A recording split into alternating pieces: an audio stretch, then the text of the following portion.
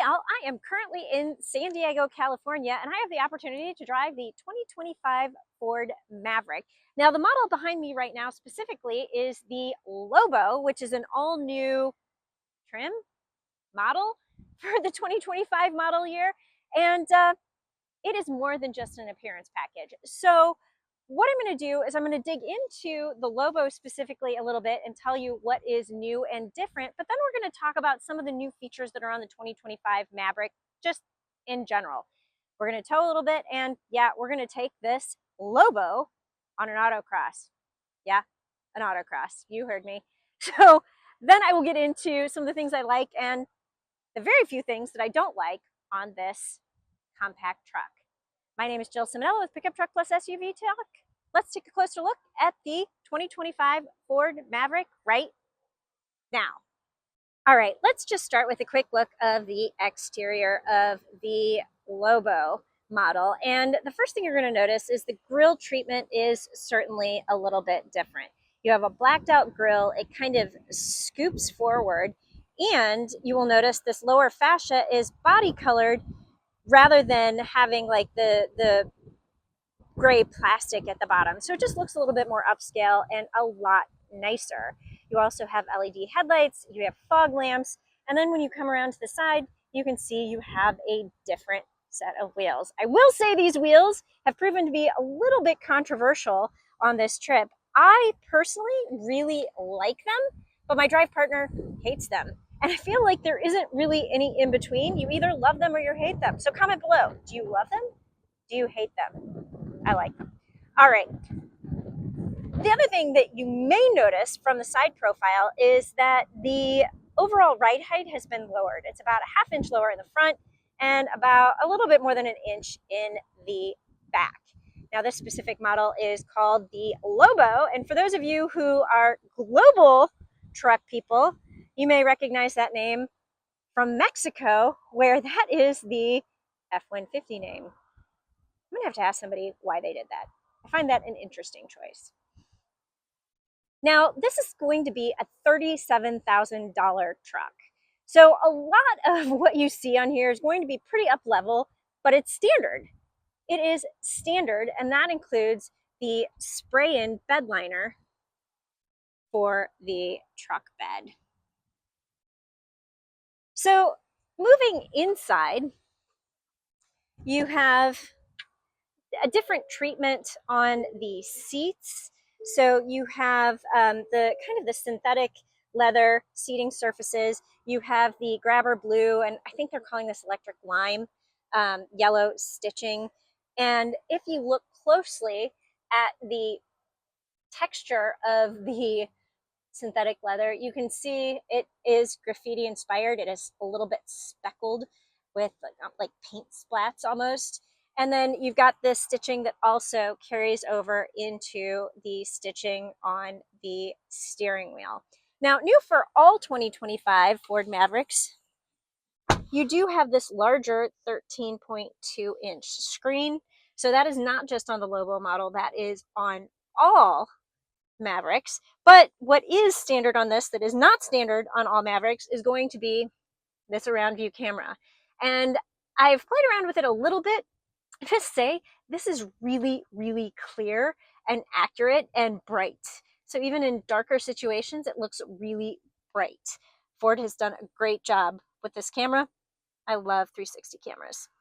Not standard, but standard on the Lobo. You also have an 8-inch digital display that is also going to be standard. And somebody had asked me about fuel economy in this vehicle, and I'm going to say it's really hard to give an accurate gauge of fuel economy when you're just doing a quick test drive, because you're not necessarily driving normal. We were canyon carving. This is a street truck.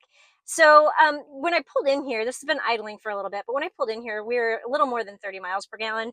It's dropped down to 27.8, but EPA estimates for this engine, it has the 2.0 liter turbocharged EcoBoost. You should be getting about 40 miles per gallon in the city. So the hybrid gets about 42. But again, not accurate to really just do this in a quick test. You need a longer time for that. But we were, in the short time, averaging about 30 miles per gallon. Now, because this is an up-level trim, $37,000, you are going to have some features like that 360-degree camera, but you're also going to get the up-level Bang & Olufsen B&O sound system. You've got your dual automatic climate controls. You've got heated seats, heated steering wheel. And even though your climate controls are going to be done through this screen, your audio controls are still, you still have buttons and dials for those. You have USB-C and USB-A charge ports in addition to, again, standard wireless charging.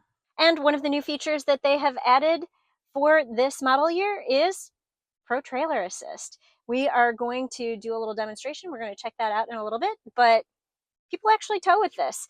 And it comes standard with 2,000 pounds, but if you add the 4K tow package, you can tow, well, 4,000 pounds. All right, I'm going to do some more detailed driving impressions a little bit later, but I did also want to mention that this does have Lobo mode in addition to a sport mode. Lobo mode is track only. That's what we're going to do on the Autocross, but the sport mode is what you can flip it into if you're going to do some more spirited driving. And that was mostly what I was in this morning and probably contributed to the fact that we only got 30 miles per gallon. But what the sport mode does is it changes your steering input and it also changes your throttle response. And I will tell you, there's a little bit of an engine sound that you don't get when you're in normal mode. So I was kind of surprised by that. And if you didn't know you were driving a pickup truck, this definitely doesn't feel like a pickup truck. So you do have some suspension changes in addition to the lower height, and there's some torque vectoring, and which again, autocross. But overall, this has a more sporty feel than I would have expected from a pickup truck, and definitely sportier than I've experienced before in a Maverick. Let's go have some fun. Let's go do some things. All right, so we have gone over to the towing demonstration, and who you do not see but you will be hearing is Chelsea, and she is in charge of the towing and hauling things on the Maverick, and she's going to walk us through the system. And yeah, we're gonna see what shows up here while we are doing the things. Okay, so the first feature we are going to use is Pro Trailer Hitch Assist, and that is because our truck and our trailer are not attached. And this feature is going to align our truck right back up to the ball and hitch of your trailer. So to get into this feature, we are just going to simply press our Pro Trailer button. Yes. We're going to follow the on-screen prompts to get us set up. So no trailer is connected, so we'll hit no. We're going to let the system initialize here for a minute. And this is just waking it up, the calibrations and the sensors. Yep, so now we are going to shift into reverse. Okay. And we're going to back up until that turns green and that has detected the trailer that we want to attach to. So maybe a little too fast, so we're now too close. So Okay. we'll pull forward, try it again. And this does work up onto a 30-degree angle, so if you want to give it a little angle, test the system a little bit, feel free to do that. Okay. So what I'm hearing you say is take the Chicago out of my driving. Slow down. Yeah, maybe a little. Okay. You can tell I don't tow very much.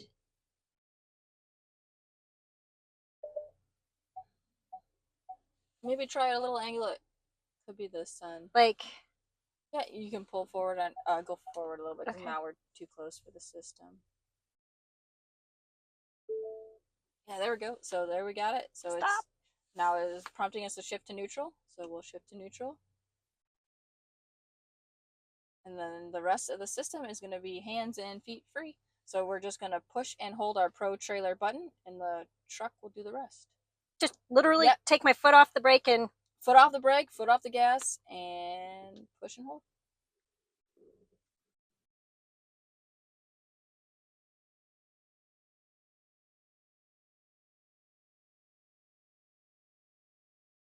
Now it will stop us a few feet out, and that's just to make sure that we've raised our trailer high enough. So just kind of so you can take your finger off the button.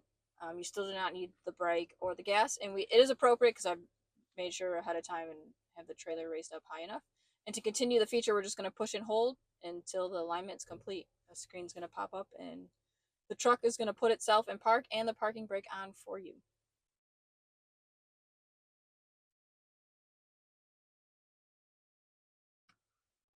Okay, that is literally, I think, the coolest thing I think I've ever seen.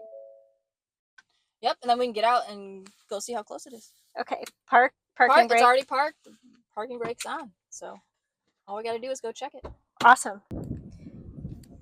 All right, so that looks really darn good to me. I don't tow, but that looks correct.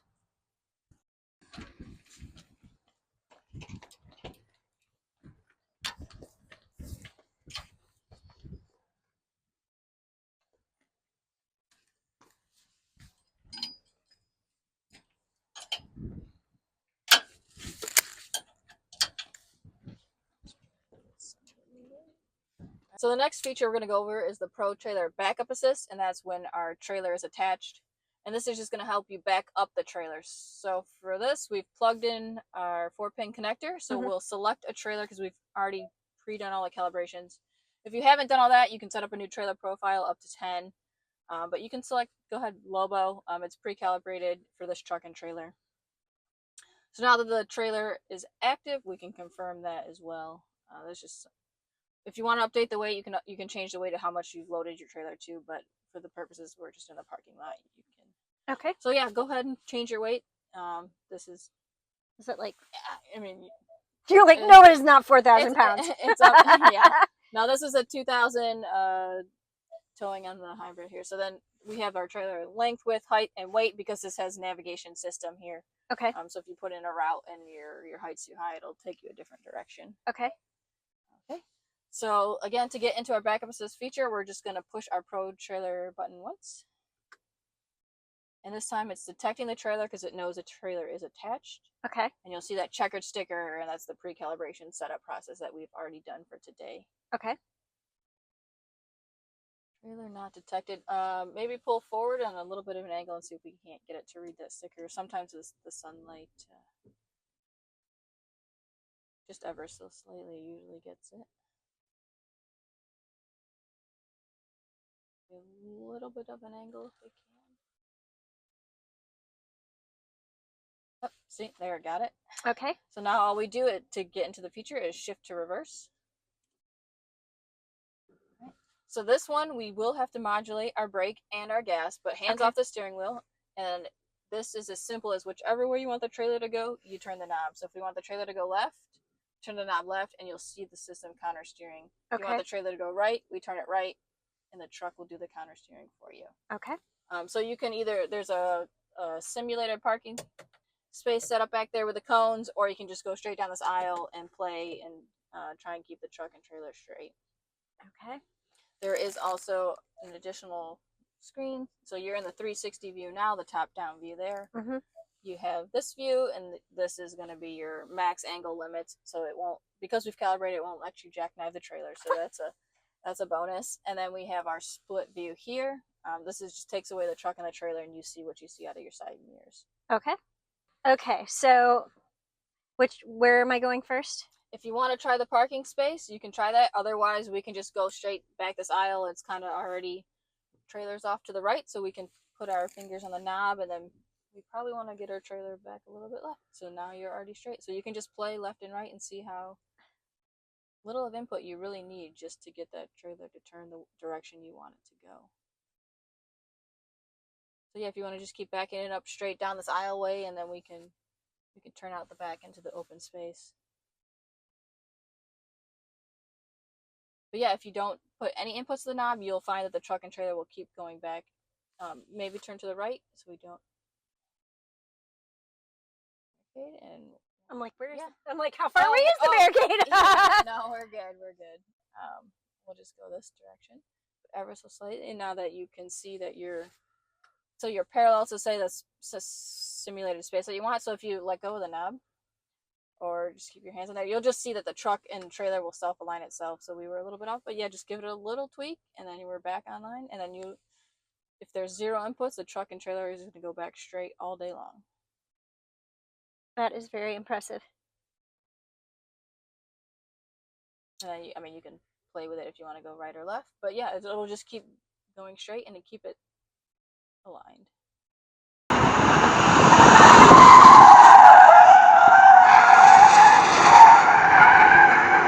All right, so now we are getting ready to go out into the autocross area, and let's see how it goes. The first lap I'm going to do really slow just to get a sense of the course, and then we'll see if I pick it up. You got Lobo mode? I do. On the steering, yep. So. There you go. Okay. The track's all yours. Okay, I'm probably not going to be fast. Whatever you want to do. Awesome, thank you. Yeah. All right, let's just get a sense of this. Okay.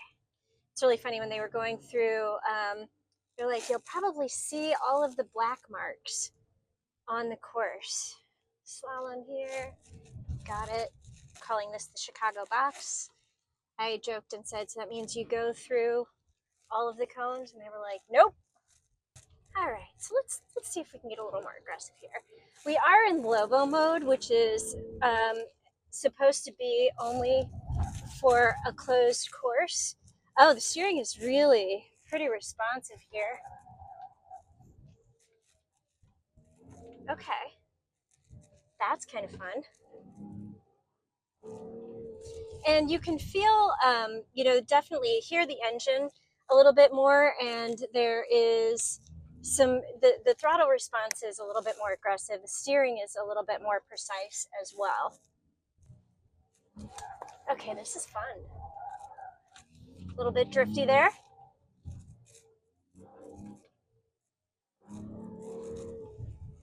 I am having some problems seeing on the A pillar. Let's be honest. Because of my far forward driving position, nobody else is going to have this problem.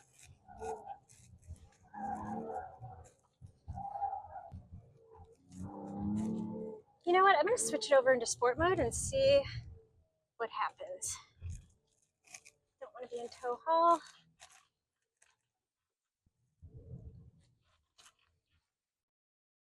There, sport. Okay, let's see if we can see what the difference is.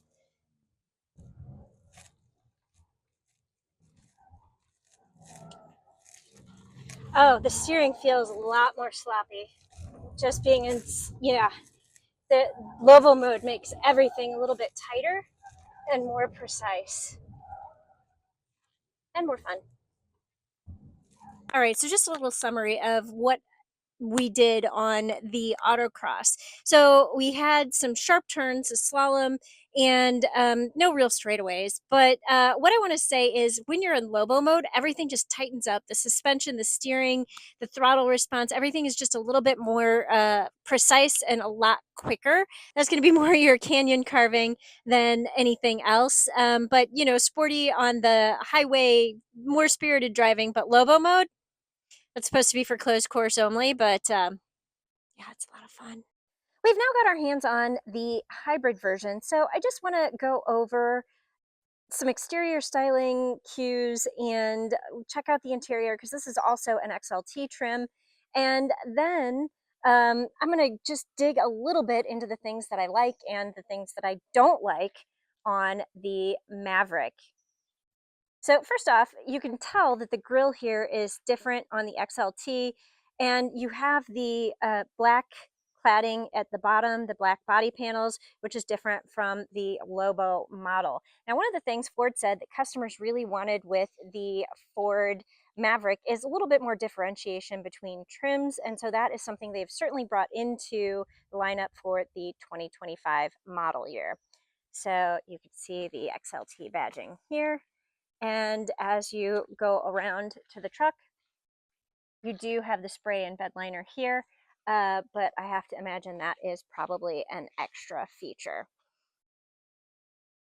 One of the other things I will point out is on the front of the vehicle, as I try to avoid puddles, you have different headlights and you don't have that LED surround that you had on the Lobo. When you open the doors, you can tell this is a lower trim vehicle because you have the cloth seats, but even these are really well done and well stitched. I like the gray. I like the actual texture of the seats. I like the stitching. You have some really nice black on black stitching here, and I think that also looks really good. You do have the blue accents on the interior, those grabber blue accents, similar to the Lobo. And then this model has the blue accents right here as well. I think it looks good. It does feel a little bit like it was just kind of put into place, moves a little bit. But it's rubberized, so your phone doesn't slide around. It doesn't have the wireless charger that we had on the Lobo, but I don't know. I think even this looks cool. This is plastic, but it looks good. Uh, let's power this up really quick.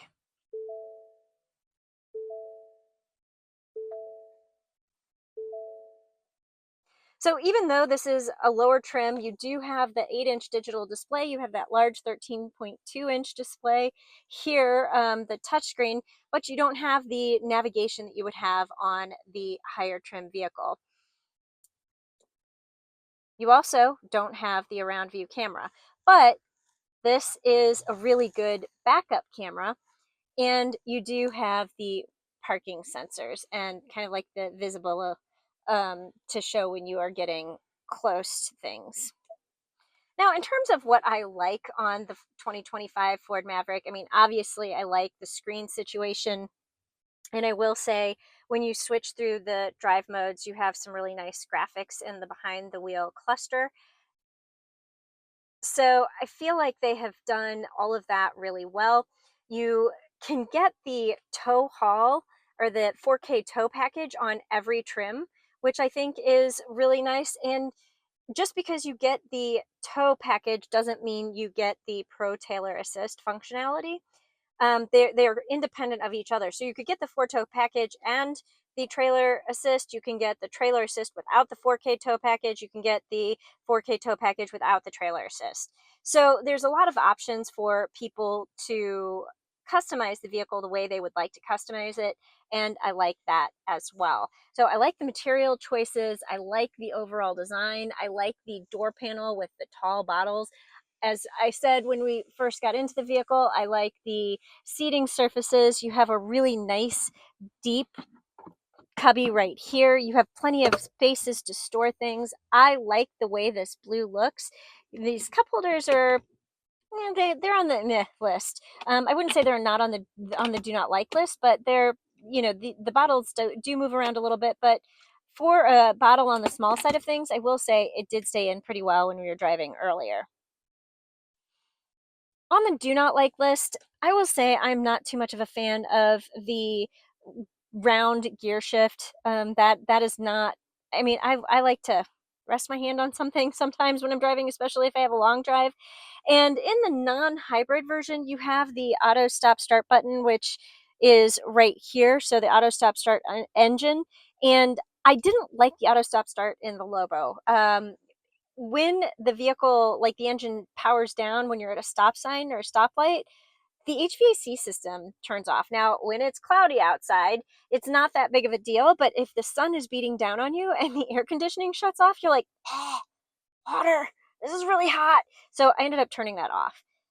The final thing that I really didn't like, and I've got a couple more things that I like on this, so we'll come back to that, but the final thing that I didn't like is going to be a Jill problem. I have really small feet, and I don't know if you can see, but I have my heel up off the ground right now, and when you look at the gas pedal, it does not go all the way down. So you've got like probably about 3 inches between the bottom of the gas pedal and the floor.